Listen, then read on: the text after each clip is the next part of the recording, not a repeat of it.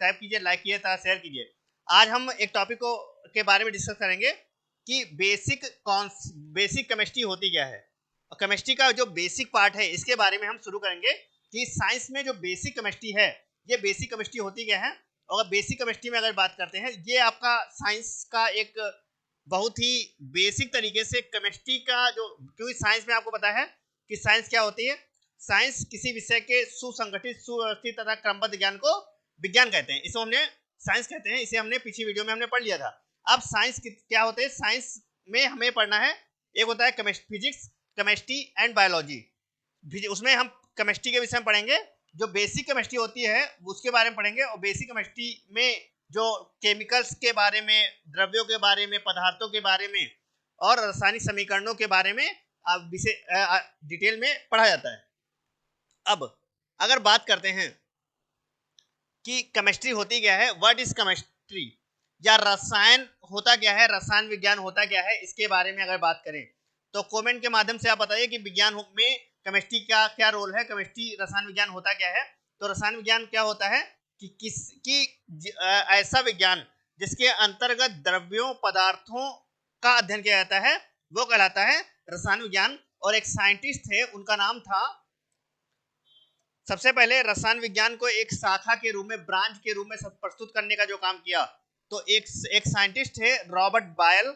और रॉबर्ट बायल ने, एक साइंटिस्ट थे रॉबर्ट बायल, और रॉबर्ट बायल ने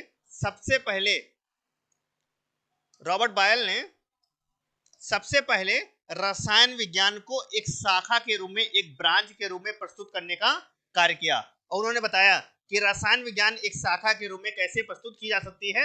और रसायन विज्ञान को शाखा के रूप में प्रस्तुत करने का जो काम किया वो बर्जीलियस ने किया, रॉबर्ट बायल ने किया। और रॉबर्ट बायल के बाद एक नए साइंटिस्ट आए जिन्होंने रसायन विज्ञान को डिटेल में समझाने का प्रयास किया, और वो साइंटिस्ट थे बर्जीलियस। इसीलिए बर्जीलियस को रसायन विज्ञान का पितामह भी कहा जाता है। Grand father of chemistry paper question आएगा कि ग्रैंड फादर ऑफ केमिस्ट्री किसे कहा जाता है। तो ग्रैंड फादर ऑफ केमिस्ट्री कहा जाता है बर्जीलियस को। बर्जीलियस को ग्रैंड फादर ऑफ केमिस्ट्री कहा जाता है। अगर पेपर में यह क्वेश्चन आता है कि मॉडर्न फादर ऑफ केमिस्ट्री किसे कहा जाता है, या आधुनिक रसायन विज्ञान का पिता किसे कहा जाता है। तो आधुनिक, अगर पेपर क्वेश्चन आता है कि रसायन विज्ञान को एक शाखा के रूप में किसने प्रस्तुत किया, तो केमिस्ट्री को एक ब्रांच के रूप में प्रस्तुत करने का जो कार्य किया वो रॉबर्ट बायल थे। और रॉबर्ट बायल ने सबसे पहले बताया कि विज्ञान में एक ऐसा भी सब्जेक्ट है, एक ऐसा भी ब्रांच है जिसे हम रसायन विज्ञान के विषय में प्रस्तुत कर सकते हैं। उसमें मैटर के विषय में, जो सोल्यूशन के विषय में डिटेल में अध्ययन किया जा सकता है। और उसके बाद दूसरे साइंटिस्ट आए बर्जीलियस। और बर्जीलियस ने रसायन विज्ञान को एक पृथक शाखा के रूप में प्रस्तुत किया। इसीलिए बर्जीलियस को ग्रैंड फादर ऑफ केमिस्ट्री कहा जाता है, या रसायन विज्ञान का पितामह भी कहा जाता है।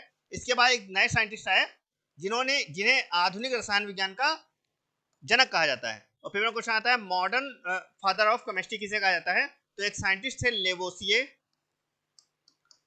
और लेवोसिए को आधुनिक रसायन विज्ञान का पितामह भी कहा जाता है।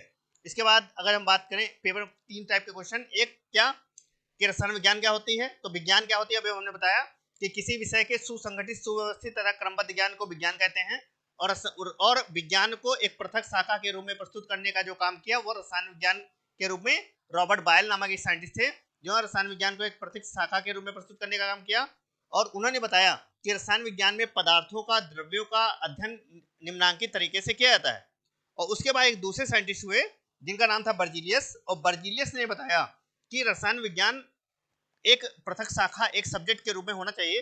इसीलिए बर्जीलियस को रसायन विज्ञान का पितामह, ग्रैंड फादर ऑफ केमिस्ट्री कहा जाता है। इसके बाद एक नए साइंटिस्ट आए और जिन्होंने रसायन विज्ञान को आधुनिक तरीके से बताने का प्रयास किया, और इसीलिए उन्हें आधुनिक रसायन विज्ञान का पिता या grand modern chemistry, father of chemistry कहा जाता है। अब आगे अगर हम बात करें तो ये जो बहुत साइंस के कौन कौन से कंपोजिशन है, स्ट्रक्चर है, प्रॉपर्टीज हैं और रिएक्शंस हैं, अब वो किसके, मैटर के बारे में। तो हमने मैटर बताया था। मैटर क्या होता है? हमारी यूनिवर्स में जितनी भी चीजें हैं जिसे हम, जो हमारी यूनिवर्स में जितनी भी चीजें हैं जिनका कुछ मास हो तथा उनका वो स्पेस घेरे, वो सब क्या होती है? वो होते हैं हमारे मैटर। मैटर क्या होता है? हमारी यूनिवर्स में, हमारे ब्रह्मांड में जितनी भी वस्तुएं हैं जिनका कुछ मास हो तथा वो स्पेस भी घेरे, वो स्थान भी घेरे, वो सब क्या कहलाएंगे?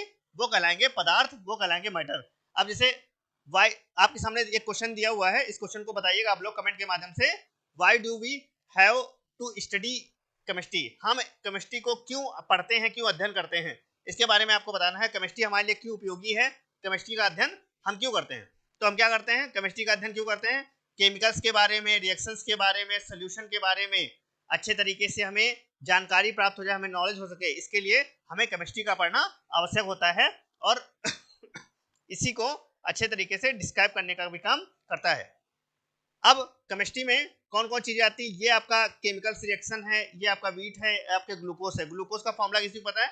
आपने हमें बताया था कि ग्लूकोज का जो फॉर्मूला होता है वो क्या होता है।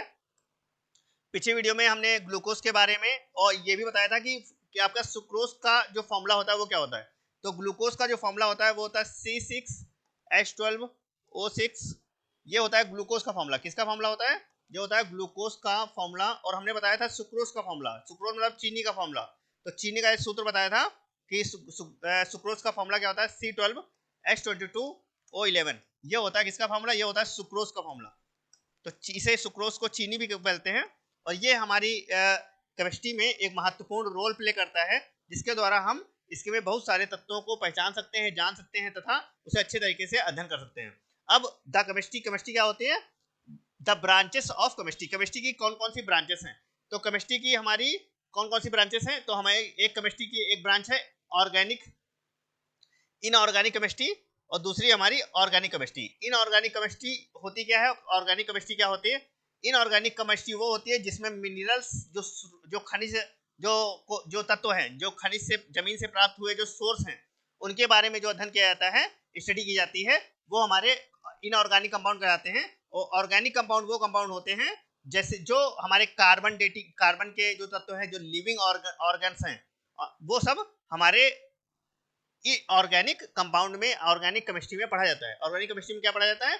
जो हमारे लिविंग ऑर्गन्स होते हैं, ऑर्गेनिज्म होते हैं, वो सब हमें ऑर्गेनिक केमिस्ट्री में पढ़ना होता है। और इनऑर्गेनिक केमिस्ट्री में हमें वही पढ़ना होता है जो हमारे मिनरल्स, जो मेन मिनरल्स सोर्स होते हैं, जो जमीन से खुदाई के दौरान निकाले जाते हैं, वो हमारे इनऑर्गेनिक कंपाउंड में पढ़ना होता है। इसके आगे हम अगर बात करें तो आपके सामने एक सोडा फ्रीजिंग दी हुई है, आपके सामने एक बोतल दी हुई है कोल्ड ड्रिंक की, और उस कोल्ड ड्रिंक की बोतल को जैसे ही आप हिलाते हो तो क्या होता है? आपको एक झाग के रूप में इस तरह का एक अवक्षेप मिलता है जो बाहर निकल आता है। और ये क्या करता है? ये केमिस्ट्री में एक रसायन के तत्वों के रूप में मुख्य रूप से कार्य करने का काम करता है, जिसमें ऑयल होते हैं या अन्य जो तत्व हैं।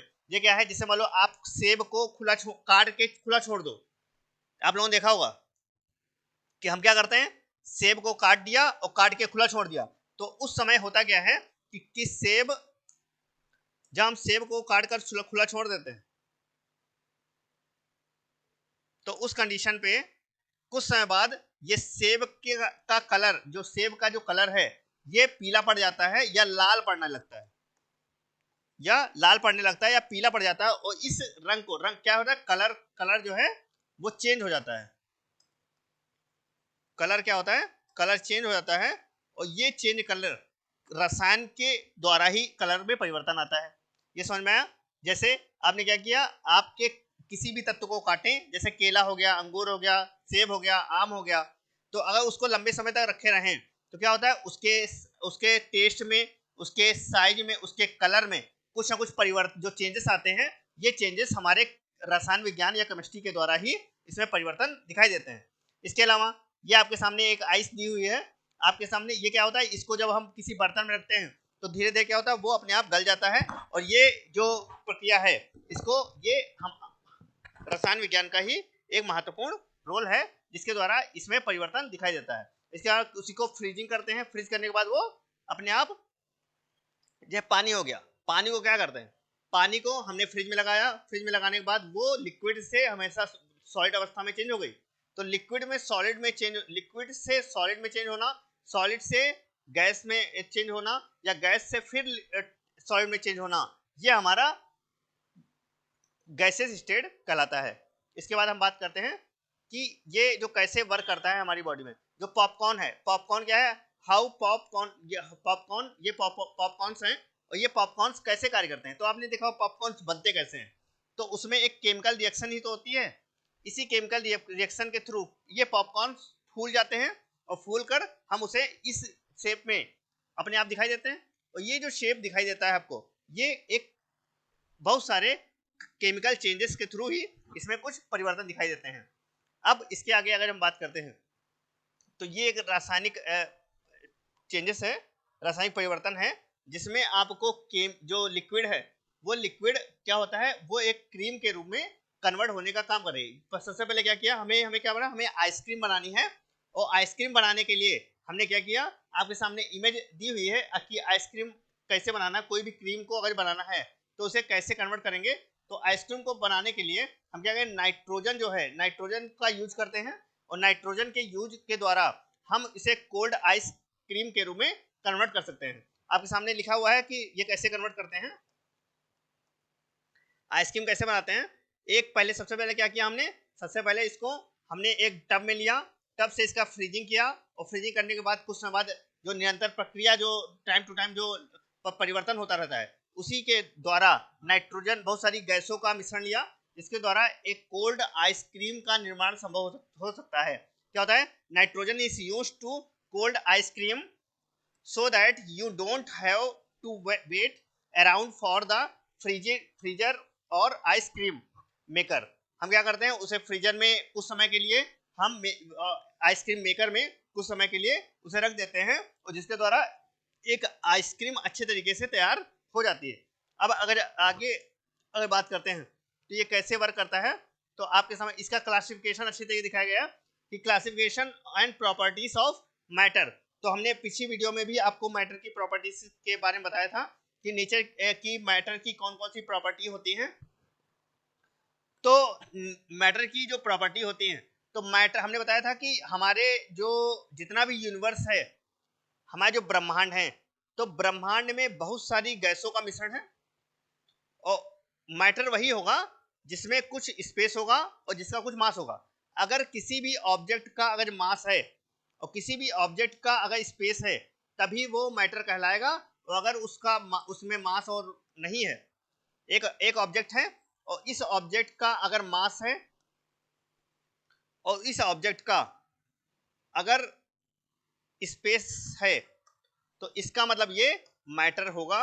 और अगर स्पेस और मास नहीं है तो वो मैटर नहीं कहलाएगा। मतलब अगर मैटर है तो उसका मास होगा, अगर मैटर है तो उसका स्पेस होगा। अगर स्पेस और मास नहीं है, इसका मतलब वो मैटर होगा ही नहीं।